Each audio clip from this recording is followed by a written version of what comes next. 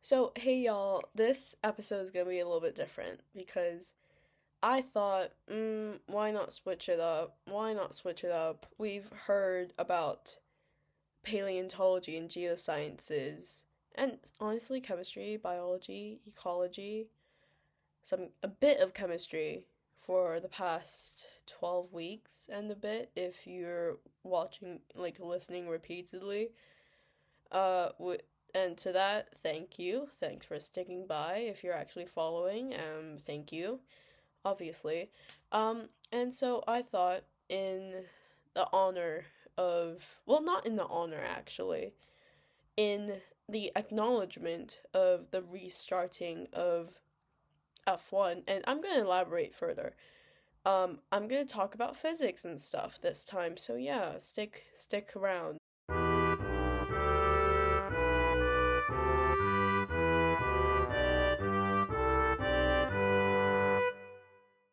So you might be thinking, why physics? Wait, no. Yeah, why physics? Why F1? Um, well, it all started when I got homebound because I injured a leg and to watch, and I am ashamed to admit this, but I started F1 with watching Netflix. But I have changed. I have changed my ways. Anyways, literally is not relevant to the podcast. Anyways, a bit of history for F1. Um Started in the 1950s, began in like Silverstone, like Oxfordshire, that area, North Oxfordshire-ish, I think. Yeah. They just went like, look at these cars. Look at these cars. These cars look fast. These cars look agonizingly quick. And so they went like, oh, why don't we race around this little track without any protection? Well, they did have like helmets and stuff, but that was practically it. And some hay bales for like the barriers. Hay bales don't absorb anything. They're like, if you've been on a hay bale, if you've touched a hay bale, they're hard. They're pretty hard. Like, I'm gonna bring my GCSE knowledge into this. So, you want something that can absorb and increase the duration of impact to like reduce the force. And so, the harder you hit, wait, no, hold on, sorry. The shorter the amount of time that you take to hit something. So, for example, I'm gonna use a car accident as an example, which might not be good, but imagine you got a car accident, you're not wearing your seatbelt, and you're immediately thrown against like the windshield, and obviously well, no, you get thrown against a glove box, and that's pretty hard. That's a pretty short amount of time, and so obviously because of I forgot the formula, um, I'm pretty sure it was yeah, it was acceleration over time. Change in acceleration over time um, equals to force. And so, it's got like a correlation between the acceleration and time. So, um, yeah, the greater the amount of time that it takes for you to, the amount of, wait, hold on, the greater amount of time for the impact, the less force you feel. And so, you're less likely to, be injured and stuff. That's why we have crumple zones on like the car bonnet and seatbelts. That was me bringing in my GCSE information. Anyways, moving on. And I mean, yeah, this year is the 75th anniversary, and um and I like it. I like it cuz it's interesting. I like it because it's got I don't know, I just like the statistics. I like it sounds really bad of me. Well, it's not bad.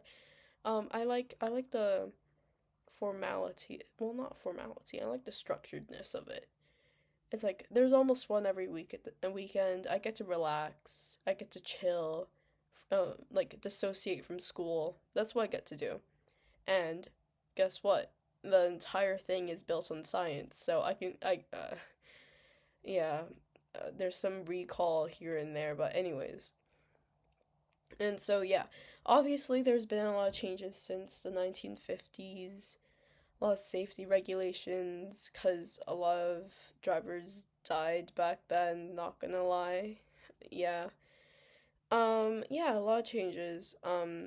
The cars got really aerodynamic, and right now they're quite big, quite long. Yeah. Compared to what they were before. For example, like in Monaco, it's like a pretty small track. Tight corners, slow corners, some of the fastest corners. Um, there's like chicanes and stuff. Like if you see like the swimming pool chicane, you literally see the cars flying. They look like they're flying, genuinely. It's a bit concerning. But yeah, safety, there's been like a lot of safety regulations since the 1950s that have helped. So they've got the halo, which can support like quite a lot of force. Genuinely, it's like mind-boggling how much force it can handle. You've got roll bars, so they're like triangles. They're like structural triangular areas near the driver's heads. And so if the car rolls, then, the driver's head won't get crushed. So, yeah, quite big changes. Um, there's also been like, I don't know what they're called, but like they're neck bars, neck stabilizers. They're things that they're like I think they're yeah, they're carbon fiber type structures that they put on their necks, that the drivers put on their necks and latch their helmets onto them. And so when they crash, at high G forces, their necks won't literally dislocate and break and they won't die. So, yeah, big changes. I've changed a lot of different things. And, it's really helped with safety. Um, yeah, I mean, occasionally there's been a couple incidences where cars have split in half. Take like Roman Grosjean, for example, in 2020. The hash literally just and burst into a ball of flames. But the guy is fine. The guy is fine. He's still racing. The guy is fine. Anyways, um, yeah. Anyways, okay. I will justify why I like F1 even more. Um, it goes against a lot of my morals. It does. I must be honest. Environment. I love the environment. I love animals. I love conservation. I love ecology. I love all of that. And you might be thinking, emissions, F1, boo! And I agree. I wholeheartedly agree. But it's a thing where it's like when you watch one race, you can't stop. It's it. I'm locked in. I'm locked in on F1, but locked out on my academics, that type of thing. During the weekends, obviously. I still focus on my academics, I'm sure. Yeah. Anyways, but it's always it's a sport that always progresses. It always evolutionarizes. I'm not even sure that if that's the correct word, but anyways, it always progresses. It always moves on. And so, as I said before, health and safety progressed from 1950s until what we have now. It's a lot of stuff what we have now. And so the sustainability efforts of F1 and the FIA have increased in like the past decade or so. So take for example, I think in the in the 2000s they had like what engine did they have? V10 engines, I'm pretty sure, or V12, I'm not sure. Okay, hold on. In the 2000s they had V10s, and then in the early 2010s they had V12 engines, and they were like beep beep beep. They were loud. If you screamed, that's a great imitation, but obviously 10 times louder. Um, yeah, it's changed. Now we have the what do we have now? Okay, so V6 turbocharged. So and then in 2014, like a lot of things changed. Um, they went from their V12s, beep beep beep, screaming engines, which honestly sounded amazing, to I think, yeah, hybrids. And obviously that was a step towards sustainability and, you contributing to the planet. And then uh there hasn't been much changes. And then next year, the 2026 regulations, there's going to be like 100% sustainable fuel. And obviously, there's still going to be emissions. Obviously, there's still going to be transport of the drivers, team principals, all the faculty, well, not faculty, all the staff, all the engineers. Well, staff are engineers. Engineers are staff. But like all the personnel from one part of the world to the other. And I mean, this year there have been changes in the schedule to make it more eco friendly. So, like, for example, it started in Australia a couple weeks ago, like 3 weeks ago, and then it went on to China. It wasn't that's not like a very far flight. And then uh, the next one's gonna be in Japan. Next one's gonna be in Bahrain, I think. I'm not sure. But yeah, they've definitely changed it from before. Before it went like, it was before it went everywhere. Honestly, it went zigzaggy between America and Europe. So, yeah, and obviously there have been improvements, and obviously it's still not the best thing, but they're trying to make it better. I don't know if I'm making an excuse, or I don't know if it's an actual thing. So yeah, that's why I like it. It's cool, drama, track fighting between cars, not the drivers, obviously. And logistics. No, logistics are nice. They're stable. I can rely on them, that type of thing. Now, sorry, I'm a bit sick. Yeah. Um, let's go into the physics. Yeah. Okay, so first things first, let's talk about forces. Back to year seven. Back to year seven. So obviously you got the thrust, generated by the engine. Powers wheels, powers practically everything on that car. Thrust, but then at the front you've also got air resistance, so that counteracts. Air resistance is at the back as well because as things travel through air, there's always going to be drag. There's always going to be like turbulent air. Nothing's ever going to be perfect. Practically nothing is perfect in this world. And yeah, those are practically all the forces, genuinely.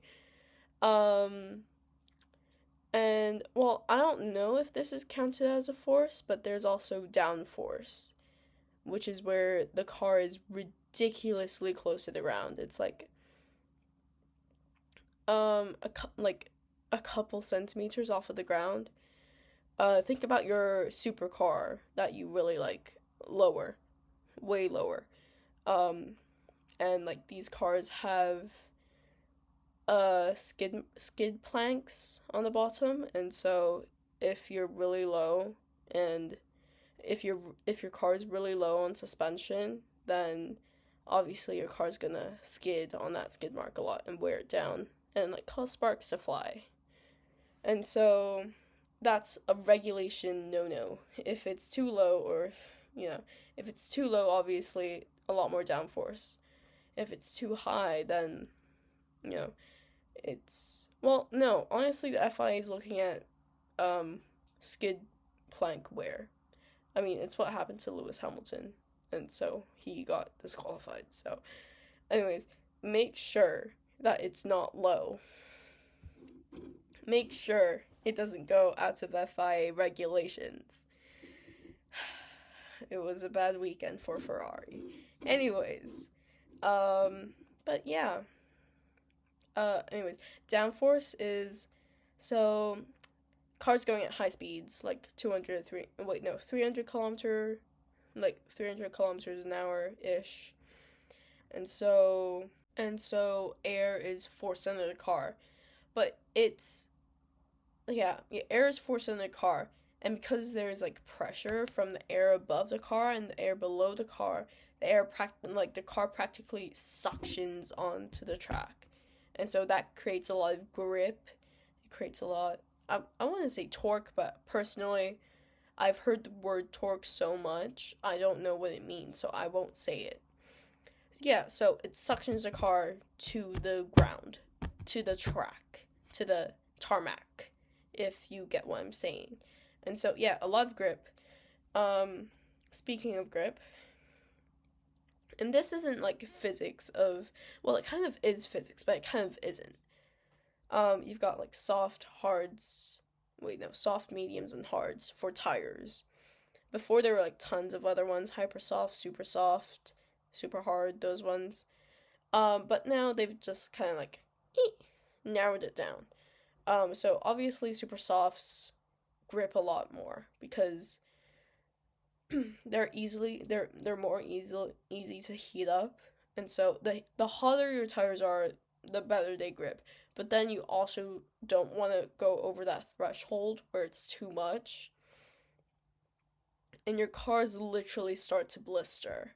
Like the tires start to blister, and like the grip falls off, and you kind of just fight for grip. Let me think of an instance.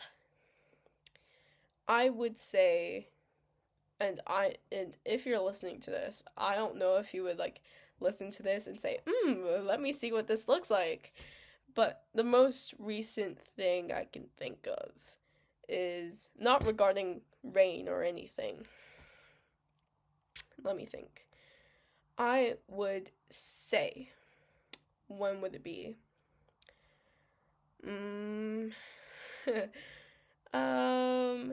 There. Hold on. I think, yeah. There was a bit in. Okay, this part is regarding rain, but it's the only thing I can think of. The most recent race, Shanghai 2025. They had wet tires on. There are inter. Wait, no, they had inters on. There are inter tires and wet tires for wet weather. They're pretty soft, but they're also like rigid, and so a lot more grip.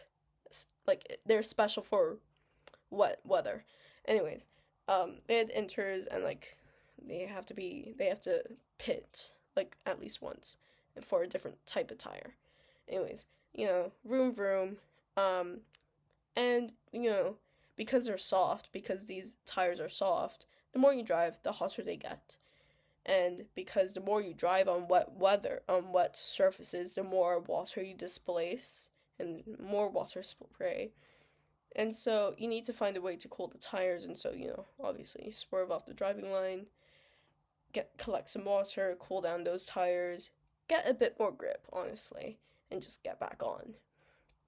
And so, like, around halfway point-ish, I forgot, because that was like 2 weeks ago. A lot of the drivers were like swerving around, not gonna lie. Yeah. Anyways, let's talk about aerodynamics. And not gonna lie, I dropped, I don't do A-level physics, so I will be talking about it with my limited knowledge. Anyways, so, first of all, there's like pretty prominent parts of the car for aerodynamics. Front wing, there's a lot of stuff. There's a lot of flaps, there's a lot of side flaps. I forgot what they're called. And that directs the wind. It's the first part of the car that touches the wind, and so the front wing is really important. Um, and it directs the wind onto the wheels and onto the rest of the car. Yeah, so really important, really important. And there's also like they have like side mirrors with like aerodynamic design. It's kind of cute. Anyways, there's also side pods. Um, the Mercedes 2022 design was horrendous. Why no side pods? Why would you do that? Anyways, side pods also pretty important because it kind of, I mean, the wind on the side pods is affected by the front wing, but the wind from the side pods affects the wind onto the rear wing, which is also pretty important. Side pods also have like air intakes to cool down and fuel not fuel, provide oxygen to the engine, and so combustion can happen. You know, that type of thing. Now I'm getting to chemistry. We will not get into chemistry. Chemistry is another time. Anyways, and so side pods important.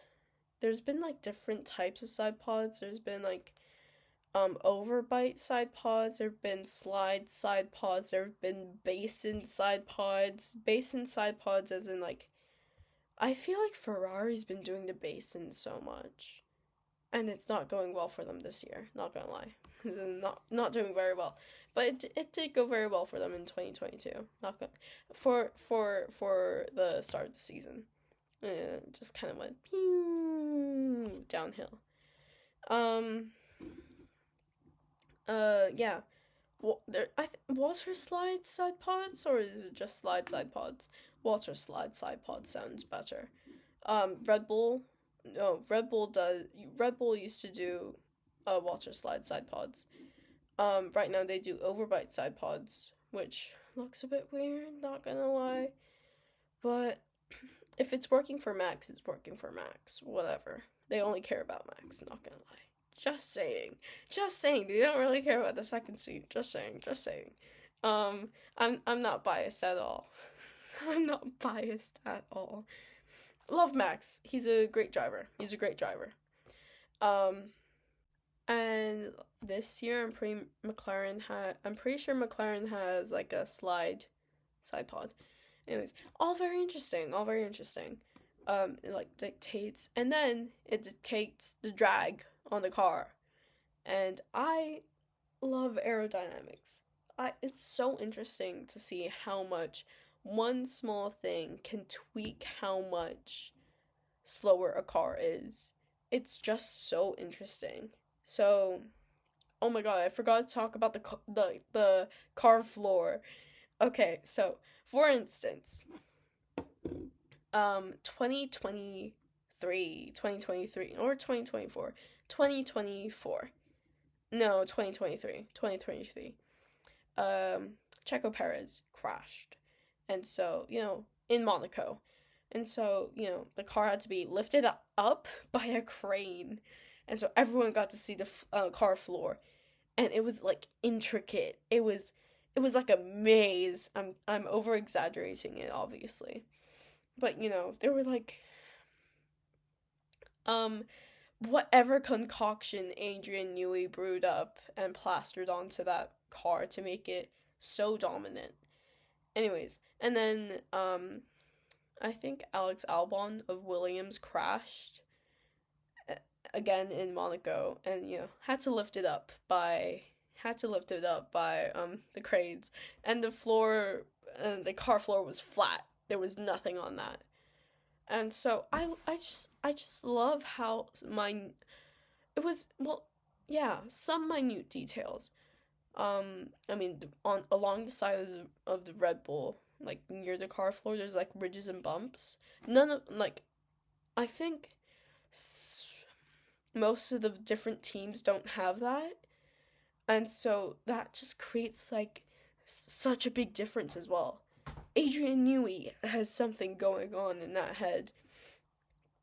But yeah, I just love how small differences can create such big variations in speed. it's all aerodynamics. Um, and honestly, the only thing that wanted me that I wanted to wait, the only thing that made me want to take physics A level was aerodynamics and astrophysics, and that was it.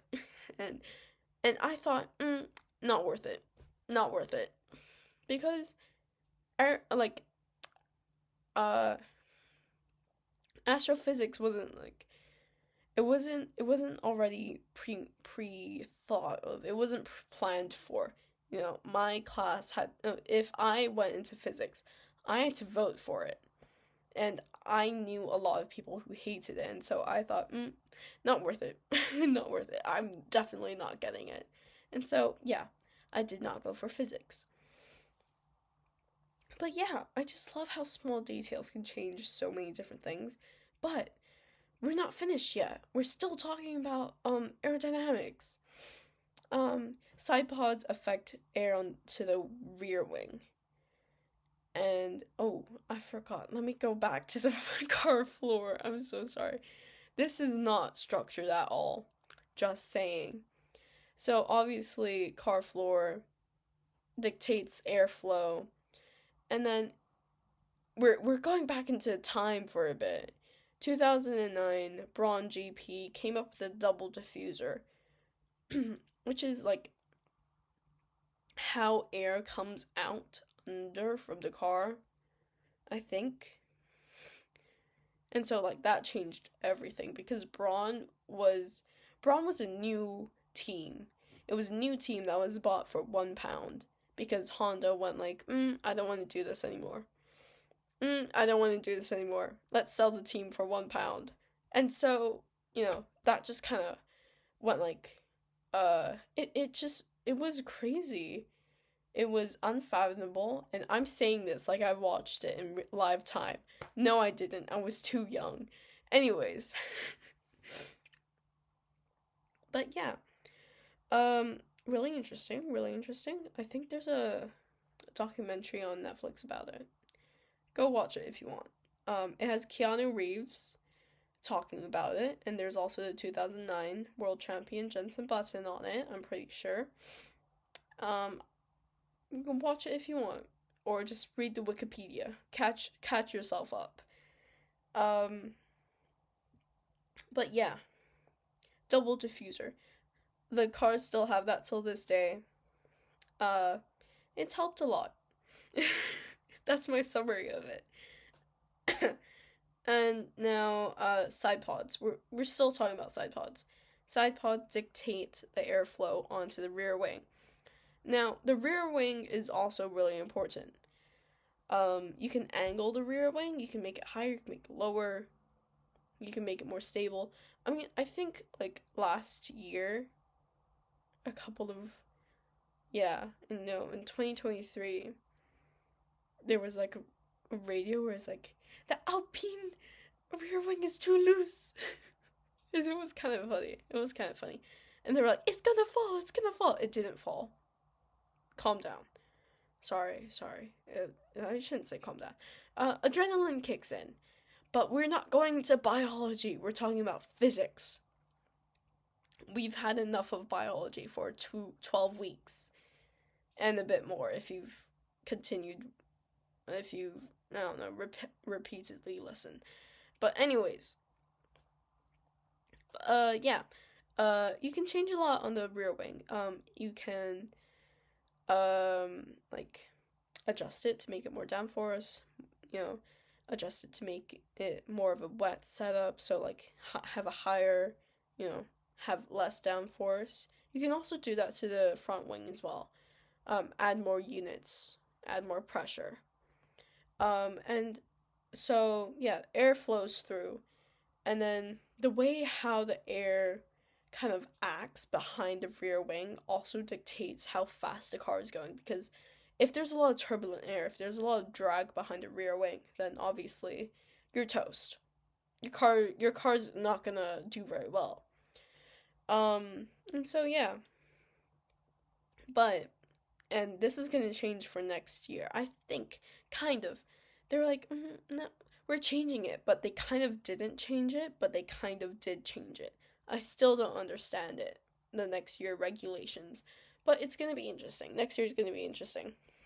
Um, so the thing is about the rear wings, it's like a okay, so on different parts of the track there's straights, and then some of the straights there's like DRS, drag reduction system, enabling points. And so you have to be within a second of the car in front of you to enable that.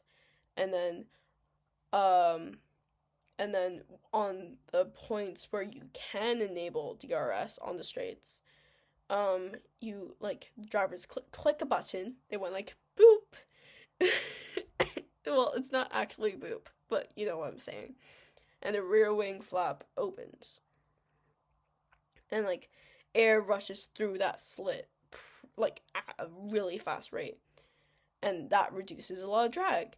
And so that allows the cars that have DRS to travel like I think it's around 15 kilometers faster, like 15 kilometers per second faster. And that's quite a lot. That's quite a lot. And so that's changed a lot of things. Um in some ways it's made for competitive racing. In some ways it hasn't, because if you've got like a whole train of cars one that are under 1 second behind each other, then you've got like a DRS train, and that's just not going anywhere. That's not going anywhere because all the cars are going at the same speed. The car in front's probably got mad defensive skills. That train is not going anywhere. If you're stuck in the train, be ready to get stuck in that for ages. You got turbulent air wrecking your tires. You're getting frustrated. It's gonna be a horrible race for you. Anyways, yeah.